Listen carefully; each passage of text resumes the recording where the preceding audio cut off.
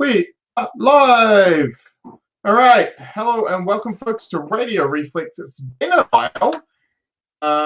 This is our skirmish wrap up / end of season 3 challenge roundup, where we will be unveiling who will be getting a fab tattoo. We'll do that a little bit later. We'll also maybe even look at some of the spoilers that got dropped today, and me and Alan will give our impressions on them because, it's the first time we've seen some of the artwork and stuff like that. It's pretty cool. But yeah, so Alan, how have you been since last time we caught up, which was a couple of weeks back? It was a couple of weeks back. The last time we did a cast was out of the airport, actually. Yes. Yeah, it was leaving as we were about to leave Fair Wellington on that day. Well, it's been super busy. The big thing, there's two big things, obviously, that the skirmish season is wrapping up. This weekend was the last weekend of skirmish events, so I believe like the last events will be wrapping up today because it's still Sunday. Yeah. So we'll have those.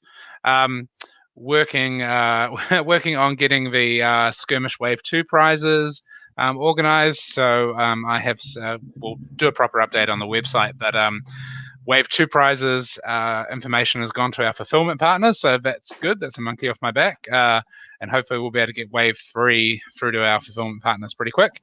But that's really all old hat news, isn't it? The real news, of course, is pre-releases. Stores have been coming back, signing up for pre-releases. So there's going to be, and hundreds of pre-releases around the world at selected stores, not everywhere. So you do need to check out the local store. But all that information, more information is coming. But yeah, check with your local store. We've tried to put events into all the major cities that are first supported by Fab. It's going to be pretty cool. Wow, it's just been a total rush. We've been overwhelmed in the OP team, just in the hundreds of emails every day. So if you're out there and you've sent me an email and I haven't replied, it's because I've gone totally insane, is the main reason. The second reason is it's probably still in my queue to get done. Fortunately, I am getting help from various people. I'm not completely on my own anymore. But it's been a hell of a job, and obviously, spoiler season started today. So I mean, that's the big thing. All the big things are. I mean, nobody's going to give a damn about anything else until we get to post pre-release. And of course, why should you give a damn? There are big, bright, new, shiny things to look at. So, do we want to look at the spoilers, or do we want to talk about the season? Well, let's do a quick wrap up. So, look, as a whole, as you are the opening manager for Legend Story Studios, how has the skirmish season gone for you guys? How, does LSS look at it as a success? Is it something that I don't know? Is it something that you're looking at doing in the future? Are you guys happy with it? With the turnout, were you expecting more people, less people? What's the view from your guys' side on how? I think the official view will take a couple of weeks when we get a chance to go through the numbers. But the unofficial view is I think the season has been really, really good. Obviously, starting out with the season, we had hoped that it would be all in-store play because the hope that COVID would be more under control, that they'd have more vaccines would be further distributed, and that didn't happen. So changing it to webcam only events, and obviously two huge markets, the EU and North America, was a little bit I suppose a little bit frightening. I wasn't entirely sure. My hope was that people would jump to it, but obviously previously mainly people had played through TTS, but the expectation, and I wasn't sure about expectations, to be honest. But it has gone huge. It's gone hugely. Every weekend has beaten the previous weekend.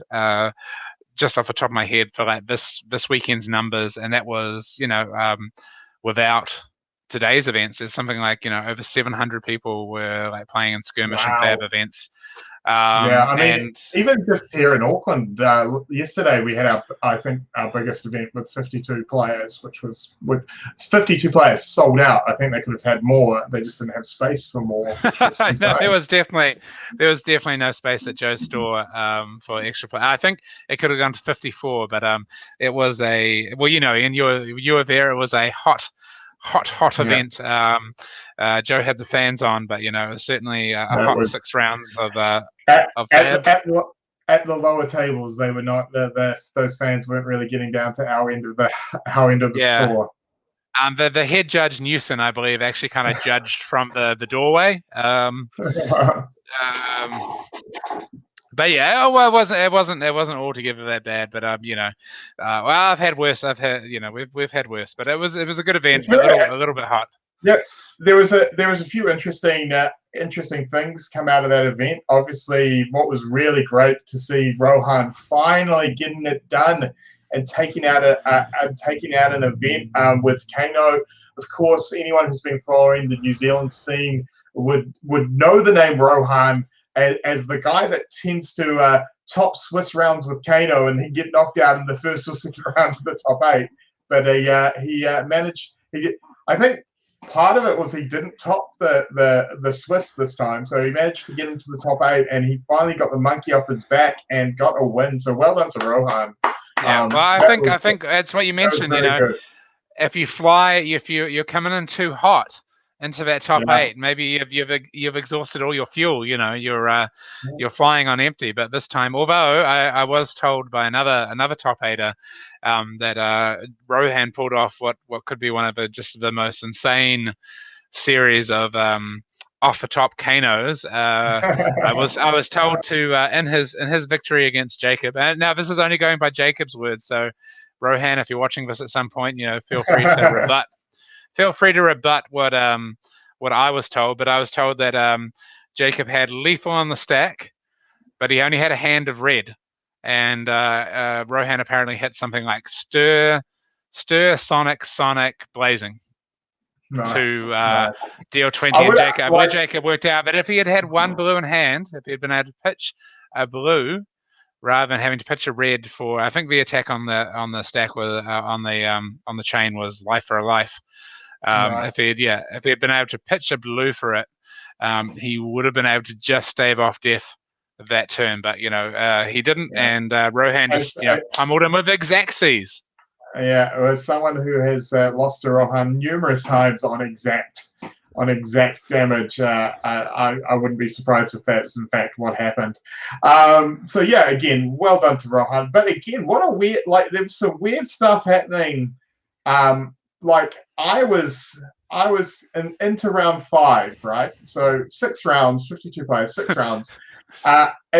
Going into round 5, I was 2-2 in round 5, right? So I'm sort of bottom half here, and my opponent at 2-2 was Matt Rogers.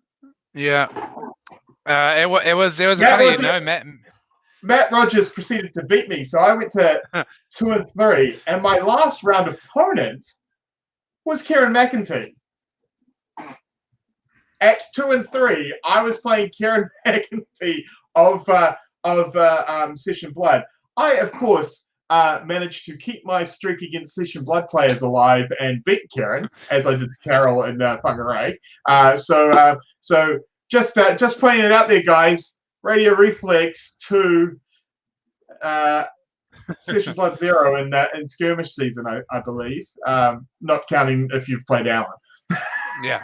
Not counting that at all. But yeah, no, it was funny. It was just, because it was 6 rounds, 52 players. I talked to Matt because I didn't play the event, which we'll get to. I gave my spot to somebody else. But me and my daughter turned up. Yeah, Ian's pissed about that. He's like, no, I'm not pissed about that. There's something that you may or may not know that I'm going to tell you what. No, you can tell it. I believe I know exactly what it is, but maybe you should.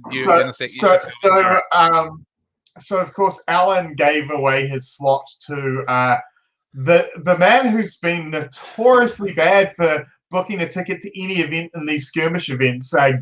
Gary, always late, the algorithm Lynch.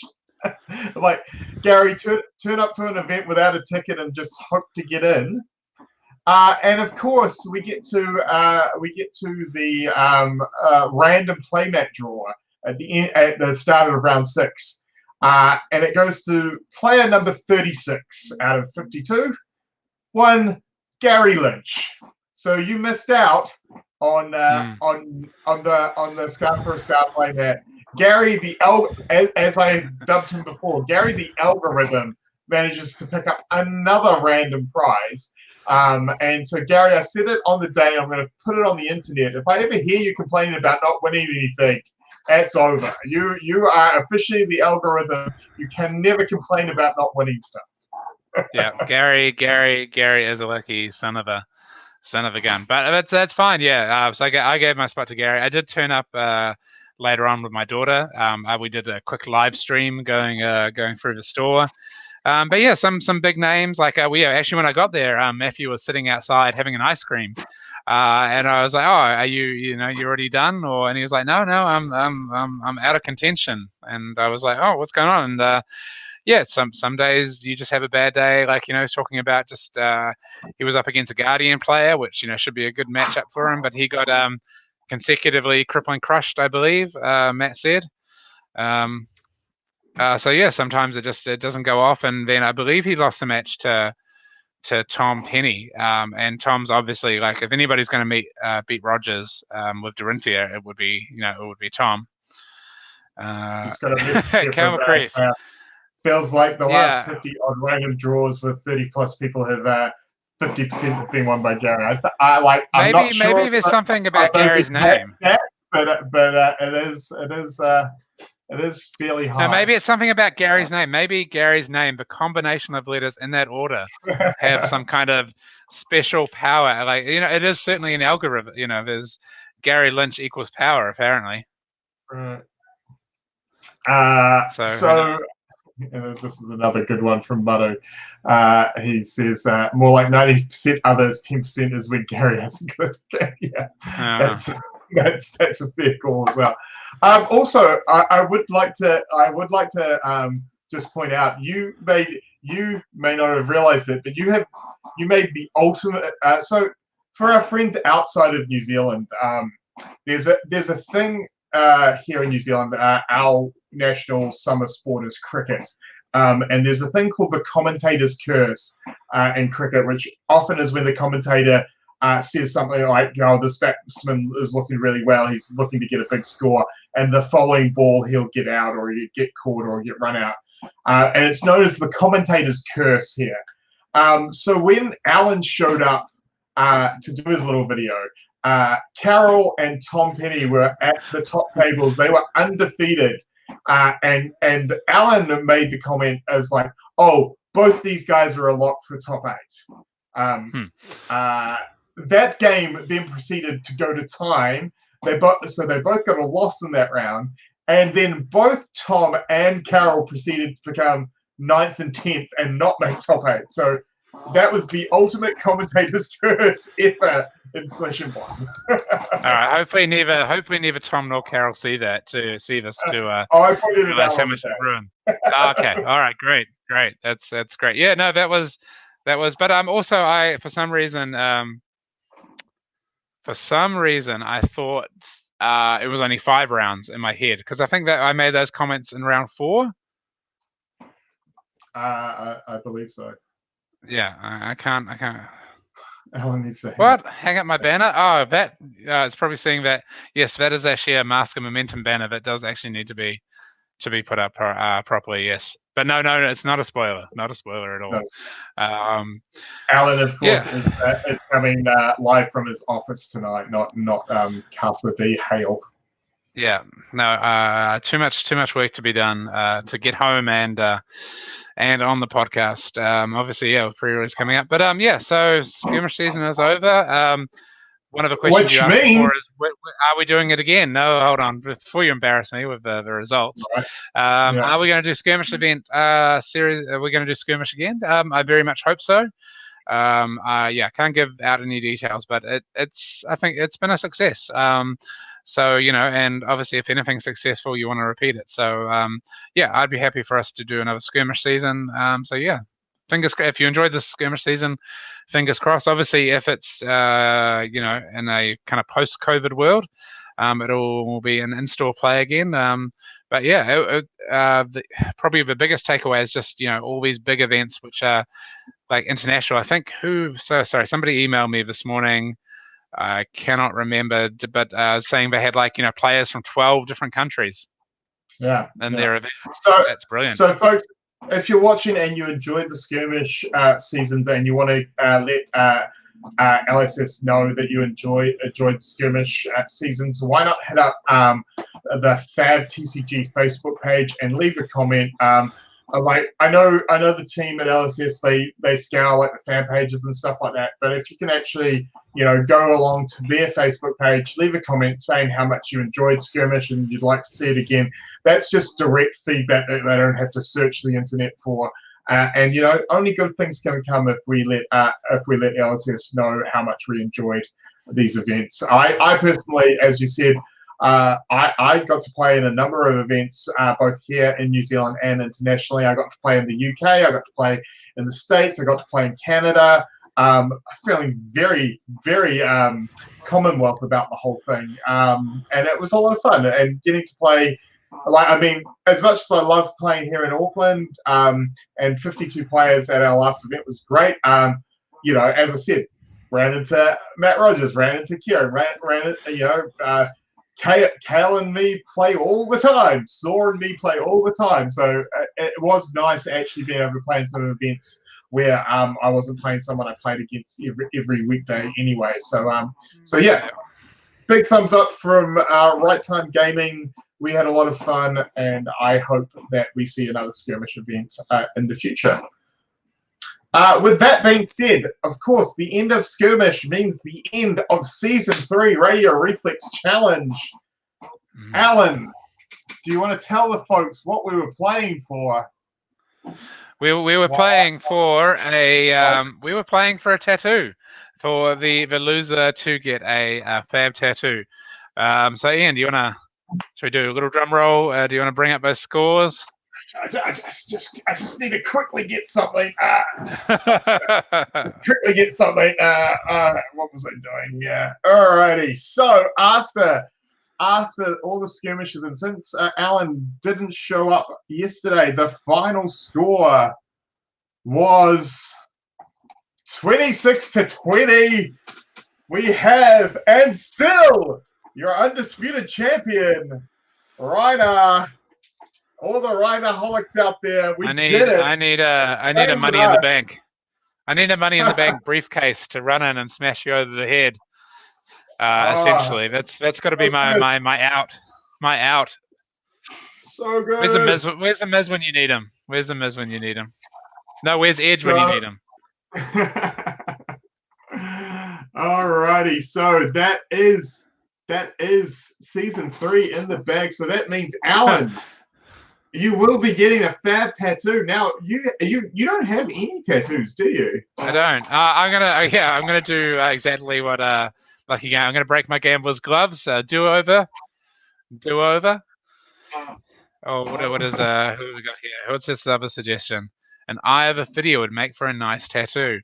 I was kind of a little over his actual eye. Okay.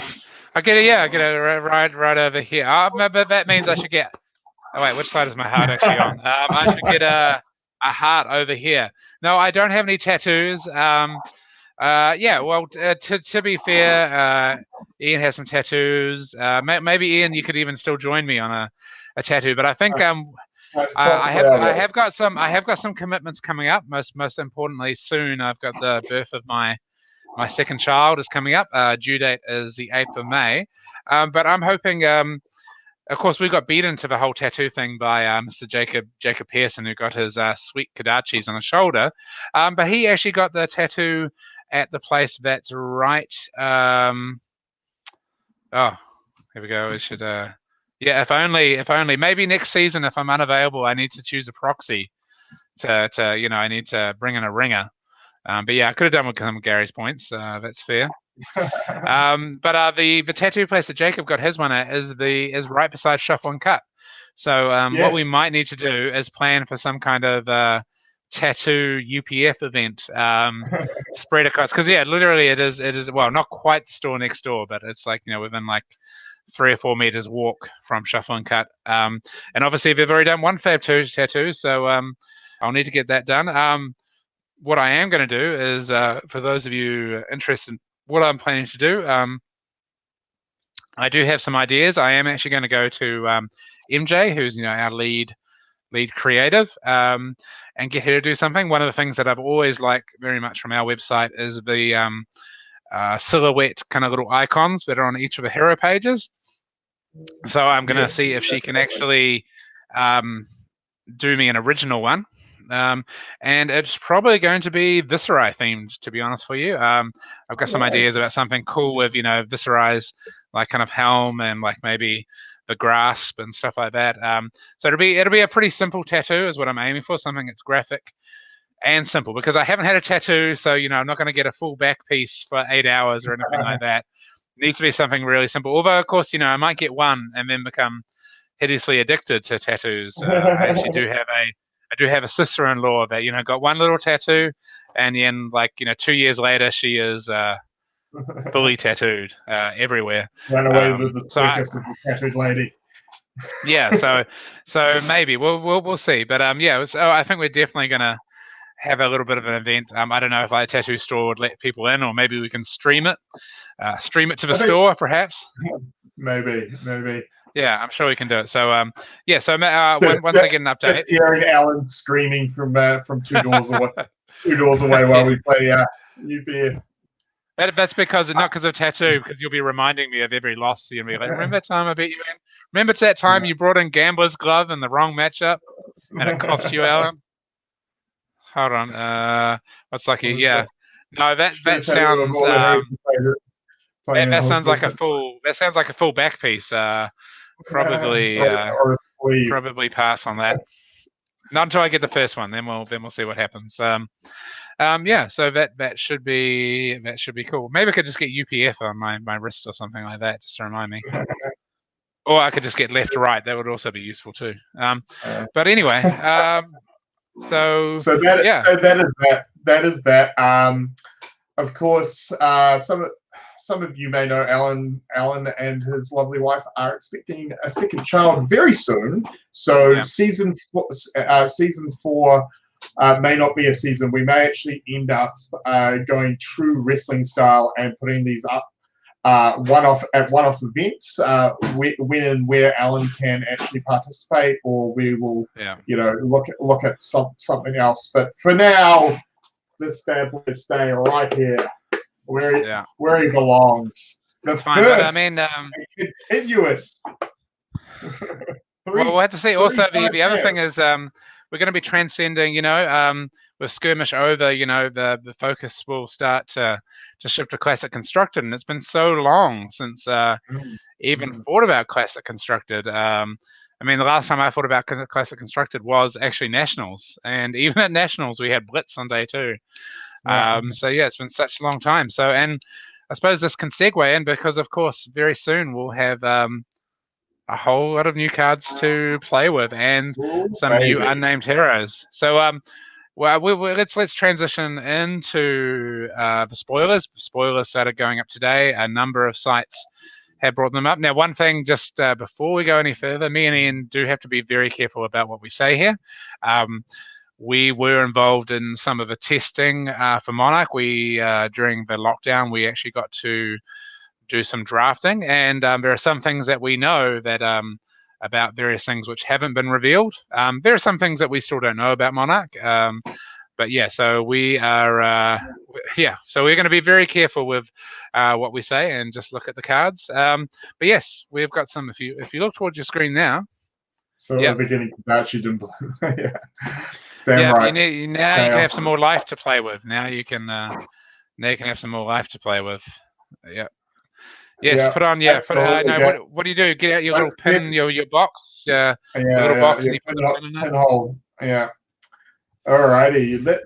Now, what's very exciting for us, because as Alan said, we did get to test when this was in the testing stage, but we didn't get to see the artwork, and this is like as this is what I'm excited about for spoiler season, is to see the artwork for these cards, and this straight out of the gate. I mean, we don't have a great picture here, but the fact that the moon thing is like full of like skulls and stuff, and like it looks like in the back the light is like bodies and stuff like that. It really like brings the light and the dark straight in first card, and legendary. And I am going to go out on a limb here because I did see Americans some coin different. So I believe it's pronounced chain, right? Is how it's pronounced, not cane. I'm pretty sure it's chain. Yeah. So, but only Nikki could tell me for sure. That's well, James probably could tell you as well.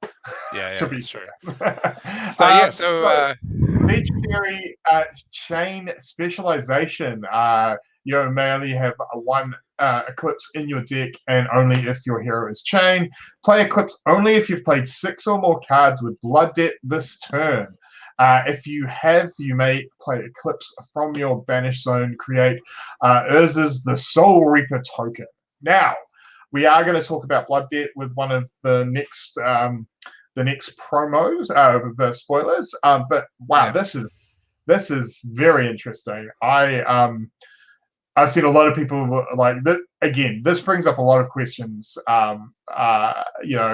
What is Blood Debt? How are you gonna like playing 6 cards? Seems very hard. Like, I mean, I've seen wizards do it. I've seen ninjas do it against me, but that's with the likes of getting triggers off masks or using Art or something. So in itself, this brings up some questions which we can't answer. So but it's cool, right?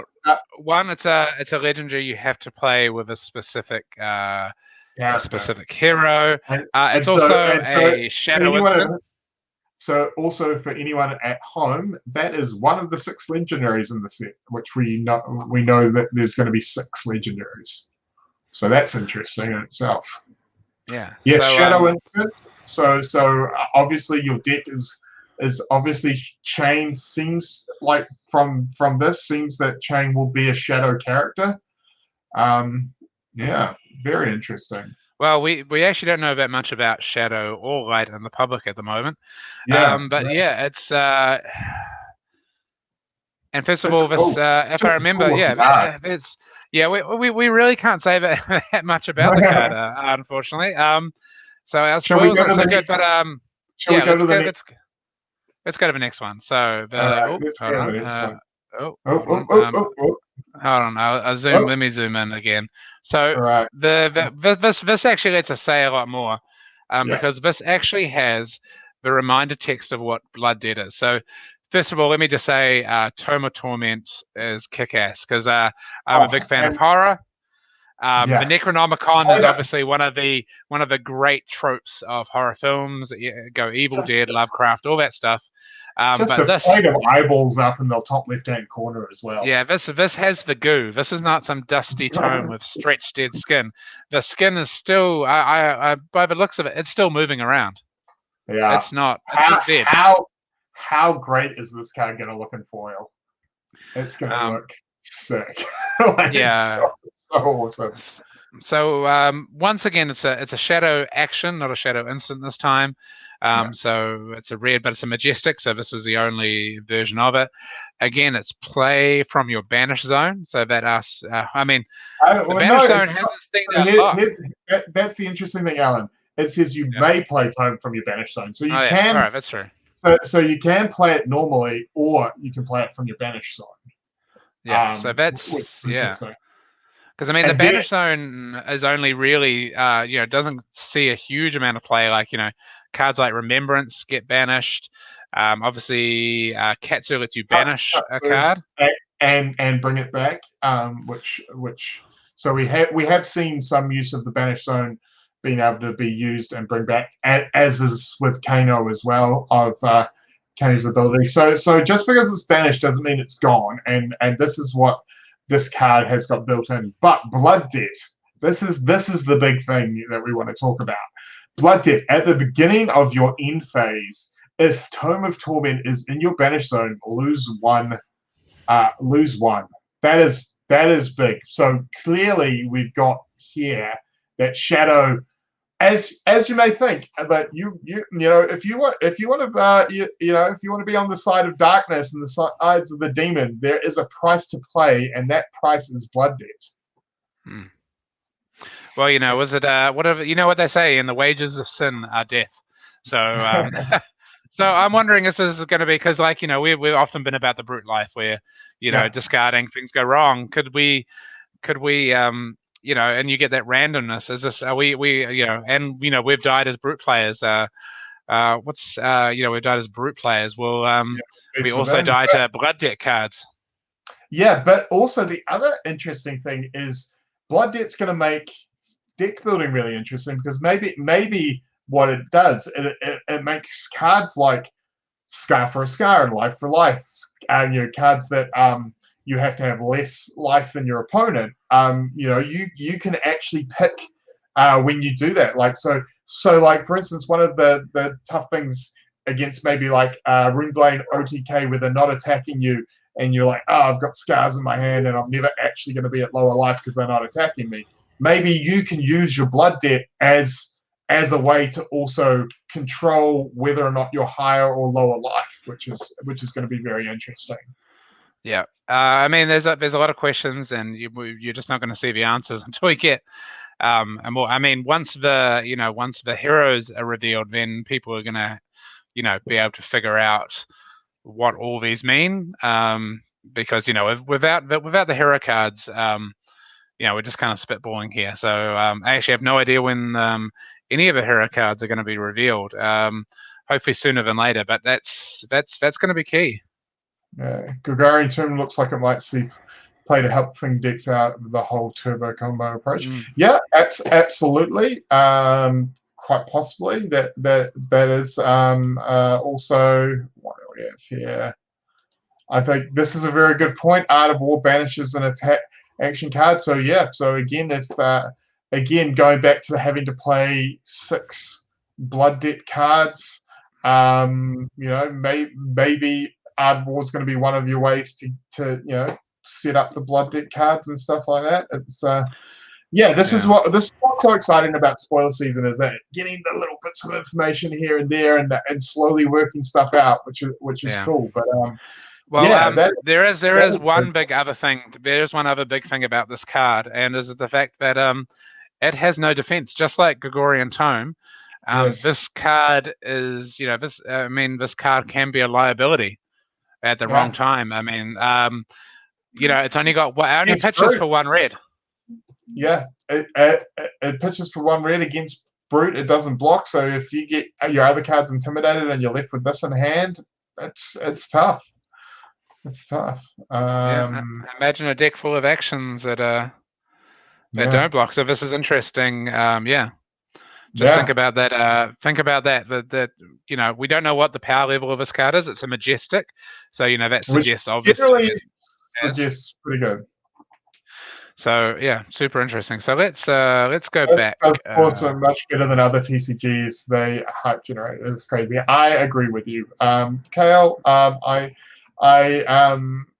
full-heartedly agree with you. They are very good at staggering and building hype and drip feeding you the bits just enough to get you excited for the next day's reveal, which is very good. Talking about exciting, oh baby, Doomsday. This looks awesome. This is the second of 2 legendaries. So we've only got 4 more legendaries to find out about, and it's day 1 of spoiler season. So that's amazing. Normally legendaries that we don't find out until right near the end. But again, another specialization. So who knows? Maybe all the classes are getting a specialization. Maybe that's the way this series of legendaries are. We will have to wait and see. But this one, Levia. Now, second name that we've found out. So we now have Chain, we have Levia. Again, Shadow Instant. So I'm guessing we can safely assume these are both Shadow characters, or at least are going to be on the side of the Shadow of the Light, which I guess the artwork also helps with that as well. But play Doomsday only if there are 6 or more cards with Blood Debt in your banish zone. Again, this is where we're talking about cards like Ardvor and stuff that helps you get stuff into the banish zone. You actually, if you think about it too, and imagine if you could have a Shadow Mechanologist with boost, and you're just boosting blood. That'd be insane. Oh wow, that'd be cool. This again, excitement of spoiler season. We don't know what we're getting. So anyway, play Doomsday only if there are 6 or more cards with Blood Debt in your banish zone. Create now. You can have a shot at pronouncing that name there. Bless. Bless. No, I won't. To be honest, I'm not sure how you. Bless Who knows? Smurfette, the Soul Harvester. That's right. As soon as you say Fed, I think Smurfette, the Soul. Smurfette, the Smurf Harvester. Bless, because I'd say bless for me, but it's not. It's bless Mo Fit. But I'm probably gonna mispronounce it. I actually, need a Nikki or a James here. But this is a cool card. Actually, Alan, maybe it's time for us to reach out to Nikki again and get her on the podcast. Yeah, we probably do need to. Just for do a pronunciation with key creative Nikki. Yeah, but this is cool. I love this part when the throne stands empty. The mortal realm shall fall between the harvester's blood, and there you see there's an empty throne. But it's not just some dusty throne. Again, this is a gooey throne. This is and you see in the background the shadow of shadows of massive figures in the background. And there's a character trying to climb to the. There's tentacles of eyes. It is gruesome, and they really have stepped up the R16 vibe with this season's artwork straight off the bat. Yeah, well, that's one thing that's essential to horror sometimes is the gooiness, and I think this is this set is the gooiest. This is the gooiest set of all time. I don't think because we saw bits and pieces previously, but Ranger's got some pretty gruesome stuff here and there, but this definitely has stepped it up, and I'm all for it. It's great. Yeah. So, what a lucky! This card is good for Mechanologist Shadow. That would be amazing. No. Although then again, we don't know what class Levia is, but obviously this is a specialization. So we'll have to wait and see what class Levia is on what skills and stuff they have. This is a big one. We actually get away from Shadow for this one. So good old Celestial Cataclysm. Now, funnily enough, this is this card. This card is interesting because it has a mechanic that we know nothing of. With Blood Debt, obviously, we've seen a card with the reminder text, but this card has no reminder text about what the soul is. But it's basically, let's say so. Pitches for 2, 0 cost, a 7 power attack with Go Again, but also has 3 defense, and it's a light action. So it's a light action attack. Now the interesting thing is it does have while it's got no pitch cost, you still, as it says, you have to banish 3 cards from your hero soul. So we don't know how you get cards into your hero soul or how that is, but just from a pure maths statistics of, obviously in Classic King Instructed, you're a minimum of 60. In Blitz with 40 cards, 3 cards, 0 for 7 Go Again is amazing, but 3 cards, banishing 3 cards does seem like a high cost to pay. But I still think no one's going to be unhappy unhappy opening this at pre-release. I think this is the sort of card that will, if you open it in pre-release or you open it in a draft, it will probably put you into the light side. Into the light side for sure. Yeah. Well, it's just beautiful. Again, we see the same character from Enlightened Strike and Art of War. So yeah, that's super sweet. But yeah, again, the question is, what is the soul, and what is the cost? So lucky gaming. This card is my bay. I'm Team Light side. Someone get me. See, this is the thing. It is day one, and this is I love to see that, Lucky. I love seeing that people on day one of spoilers are like, I'm all in on Shadow, or I'm all in on Light. This is like Civil War. The lines down the middle. You're one side or your other, and just it's great. I'm really excited to see that people are picking sides. Are you light side? Are you dark side? Are you angels? Are you demons? It's amazing. I think both just how me and Alan have been talking, you can probably guess we like a little bit of gore. We like a little bit of shadows. Obviously, my boy Reiner is not going to be fighting on the light side, I don't think. But what are you trying to say about Reiner? Are you trying to say he's ethically dubious? Well, I'm just going to say Massacre seems like, if you look at how Massacre is drawn, it seems to be more in the vein of Shadow than does of Saint. Are you sure? Are you sure those guys just didn't have it coming? I mean, you don't know who those guys were. I don't know, Ian. If you're going Shadow, then I think I'm actually going Light. Maybe this. I think I'm Light side. Can he stand against his power? No one can stand against his power. Where is Reiner in this picture? Reiner is down. Reiner is down here with the building falling on him. So, I'm going to go with the light side that has clearly the biggest dudes. Look at that guy. How can you compare? Play in Runeblade, make a light or dark class, so you have different options. I'm not sure. Well, the whole light and dark side, the light cards. I mean, that's a whole other thing that hasn't been explained yet. Yeah, as I said, this is something I'm excited about. I'm gonna briefly mention another TCG here, and say this is one of the things that I really liked in the collectible card game version of Legend of the Five Rings was the clan loyalty and choosing a clan. Obviously, that was a bit more like there was several clans to choose from. This is a bit more one or the other, light or dark. I quite like, but I like the fact that I like the fact that there is going to be a line in the sand almost, where we have light and dark, and people are going to choose. That's pretty cool. All right, were you fiddling with that?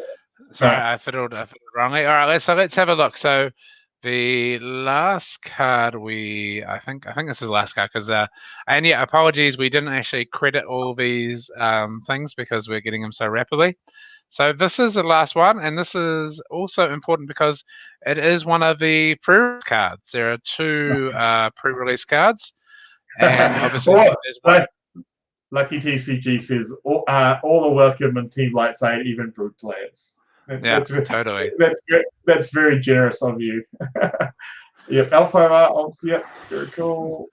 So this obviously you'll be able to get this. Well, this card you'll be able to get in cold foil and rainbow foil, since it's a cold foil for the pre-release. So again, we have a Shadow instant. It has no defense. It has no costo, but pitches for 3. Whenever an attack you control hits a light hero this turn, you may banish a card from their soul. If you do, they lose 1 life, and if you have more life than an opposing light hero, you may banish an action card for your graveyard. So this is, again...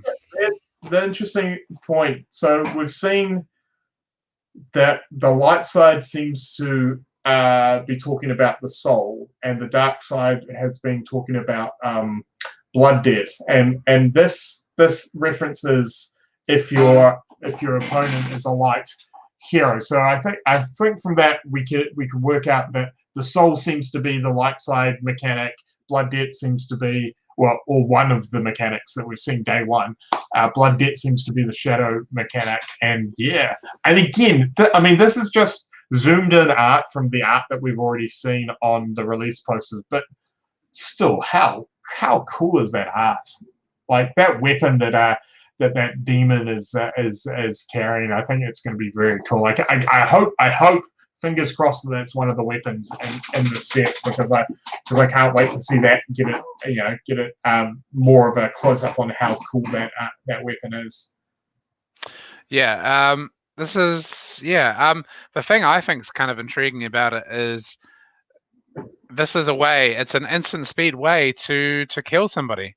Obviously, you have to be playing against somebody that has a soul. So, I mean, obviously, the other thing is, it's just somebody has got a soul. How many people have I played against that have no soul?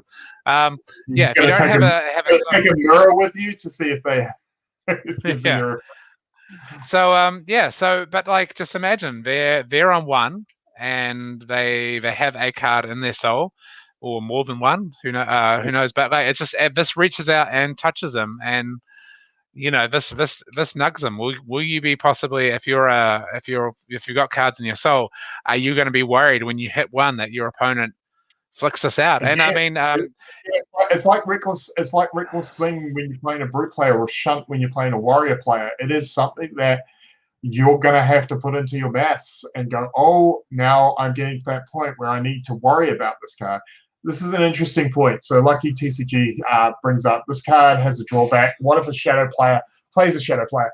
This is why, a very good question, and this is why I think this is going to be a classic constructed card. This screams to me classic constructed, where you have the sideboard, where you get to see the hero before you bring the deck. I don't see this being a blitz card. Maybe a draft card, because you still get to in draft and sealed, you still get to adjust your deck once the heroes are revealed. Blitz you can't, so I would imagine this card's not going to see a lot of play in blitz per se, unless of course you know your meta very well, but because it still pitches for 3. But again, like we saw before, this is another card with being that it's an instance, it's another card with no defense. So it's very interesting. So yeah, we'll see. This is going to be dependent, and also we've only seen this side because, of course, there is the light instant. That's also going to be a pre-release card. So we didn't get both of them on one day. So I'm wondering when the other one's going to be revealed. But is that going to be the mirror image of this card? Is it going to be something completely different?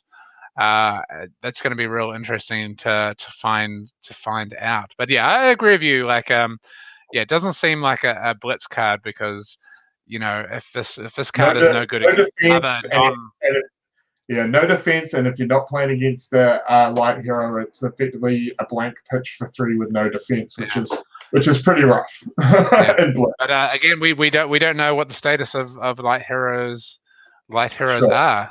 But anyway, too much, not enough information on day one. It's just just revel in the fact that there's a lot of options. There's a lot of options here, but we don't know.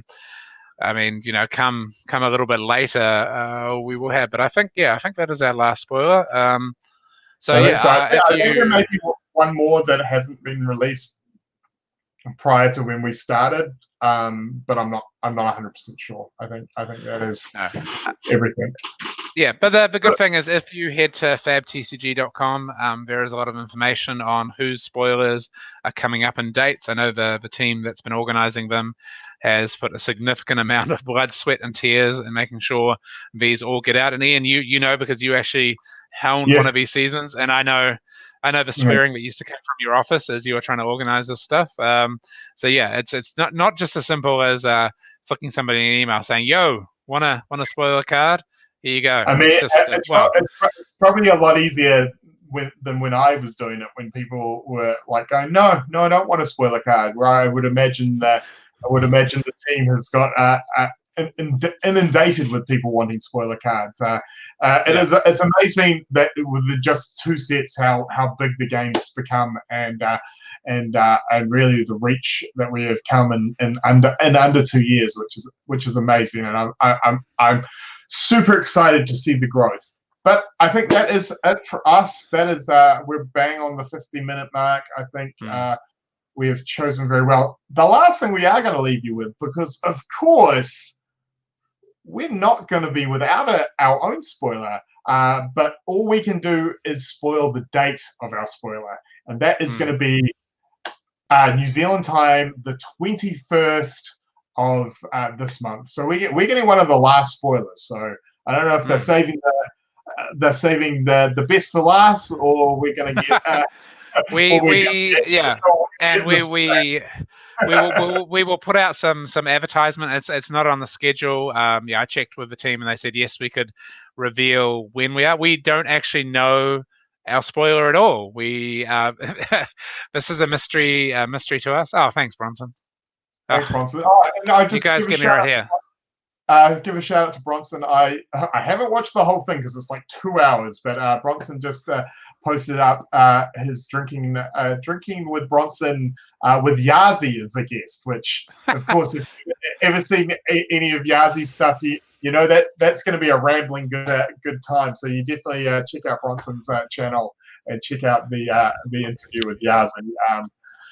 A very interesting character in the Fab community. It looks like Alan's getting the wrap-up music there. So I'm getting somebody coming in because at work. So and I have to actually get back and do some work. But yeah, it's been good. I can't wait for our spoiler. We'll make sure it's well advertised. And and me and Ian are going to sit down. We're going to sit down for a few hours and mull over this card. So we will be experts, and also because the card will be is going to be placed. It's going to be within a set because. At the moment, anyone who's doing spoilers, doesn't know how good their card's going to be. I am looking forward to it. We will be back next week where we'll probably just cover what other people are spoiling, really. That's probably this next 2 weeks, that is what's on the agenda for everyone, I think. But again, as always, thanks for tuning in, folks. Pleasure to have you. We will see you next time. And as always, wash your damn hands. See you later, folks.